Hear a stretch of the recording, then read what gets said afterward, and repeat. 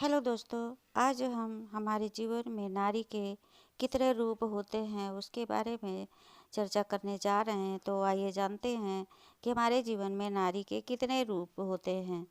नारी आज समाज में प्रतिष्ठित और सम्मानित हो रही है। वह अब घर की लक्ष्मी ही नहीं रह गई, अपितु घर से बाहर समाज का दायित्व निर्वाह करने के लिए आगे बढ़ आई है।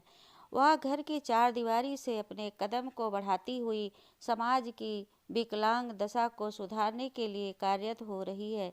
इसके लिए वह नर के समांतर पद अधिकार को प्राप्त करती हुई नर को चुनौती दे रही है। वह नर को यह अनुभव कराने के साथ साथ उसमें चेतना भर रही है। नारी में किसी प्रकार की शक्ति और क्षमता की कमी नहीं है, केवल अवसर मिलने की देर होती है। इस प्रकार नारी का स्थान हमारे समाज में आज अधिक सायादूत और प्रतिष्ठित है। भारत के सबसे प्राचीन ग्रंथ मनुस्मृति में नारी पर कहा गया है कि यत्र नार्यस्त पूज्यन्ते रमन्ते तत्र देवता, जिसका मतलब होता है जहाँ नारियों की पूजा होती है वहाँ देवताओं का निवास रहता है। इस बात से पता चल जाता है कि प्राचीन समय से भारतीय समाज में नारी को लक्ष्मी देवी का रूप समझा जाता है। तो नारी का सबसे महान और सुंदर रूप माँ का है, जो कि सबसे पूजनीय है। दूसरा रूप पत्नी का है, इसका सम्मान जरूर करें। तीसरा रूप बहन का है, इससे प्रेम करें। चौथा रूप बेटी का है, जो पापा की परी होती है, इसे लाड दुलार करें। पांचवा पवित्र रूप पुत्र वधू की है, जो हमारे धर्म की बेटी है, इसे आजीवन अपनी बेटी समझें। तो अभी हमने नारी के 5 गुण के बारे में बताया है, और 5 गुण और क्या हैं। इन 5 गुणों में संवेदनशीलता, पूर्वाभास, दया, सहजता, कोमलता, कामुकता, सहजता और प्रेम जैसी भावनाओं को समझने। तो इस तरह से नारी के अनेकों रूप होते हैं। नारी एक रूप में देवी स्वरूप पूजनीय है। नारी एक रूप में सृजन शक्ति भी है।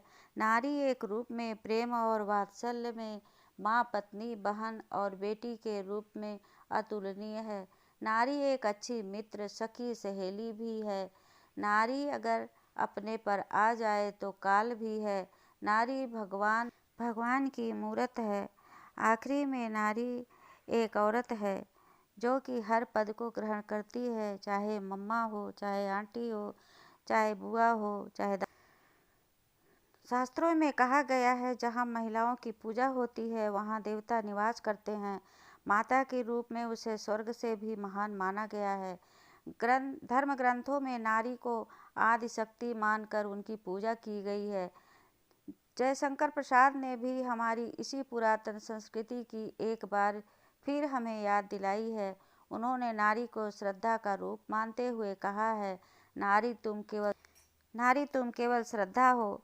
क्या कहती हो ठहरो नारी, संकल्प अर्शु जल से अपने, तुम दान कर चुकी पहले ही जीवन के सोने से सपने। नारी तुम केवल श्रद्धा हो, विश्वास रजत नग पगतल में, पीयूष स्रोत सी बहा करो जीवन के सुंदर समतल में।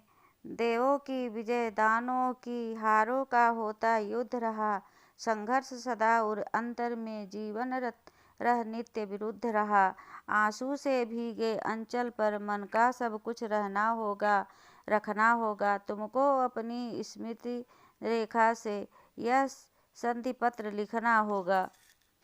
मीरा की भक्ति में, दुर्गा की शक्ति में, सीता के संयम में, राधा के चिंतन में, रुक्मणी के मन में, पद्मावती के जौहर में, लक्ष्मी बाई के तेवर में, काली के कटार में, नवरात्रि त्योहार में, सावित्री के बल में, सती के तप में, गंगा की धार में, मेनका उर्वशी के श्रृंगार में, सरस्वती के ज्ञान में, द्रौपदी के स्वाभिमान में, पार्वती के हट में, माँ की ममता में, बहन के साथ में, बेटी के दुलार में, पत्नी के प्यार में, नौ महाकाल में। तो दोस्तों, ये रहा नारी शक्ति और नारी के रूप। तो कैसा लगा आपको ये हमारा वीडियो अगर पसंद आए तो ज़रूर लाइक शेयर कमेंट करिएगा और सब्सक्राइब करना ना भूलें, बेल आइकन प्रेस करें। अगले वीडियो में फिर मिलते हैं, तब तक के लिए नमस्कार, जय हिंद।